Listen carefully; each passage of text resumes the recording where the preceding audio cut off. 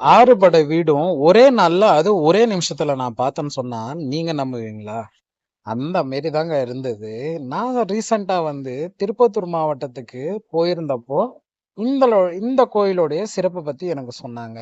இந்த கோயில்ல வந்து என்ன சிறப்புன்னு சொல்லி கேட்டீங்கன்னா, முருகர் வந்து கல்யாண முருகராக காட்சி குடுப்பார். அந்த கல்யாண முருகர சுற்றியும் வந்து 6 படை வீட்டில் அமைந்திருக்கும் திருமுருகனுடைய திரு உருவங்கள பதிக்கப்பட்டிருக்கிறது.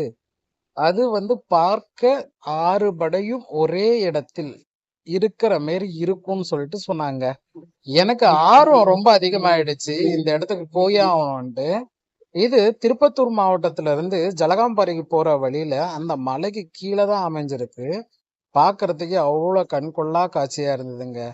திரு உருவமான திரு அழகனான ஆறுமுகத்தோனை இங்க நான் கண்டு களிக்கும்போது, அவருடைய தந்தை, தாய் சமேதராகவும், அவருடைய குடும்ப பரிவாரத்துடைய மூத்த கடவுளான பிள்ளையாரோடனும்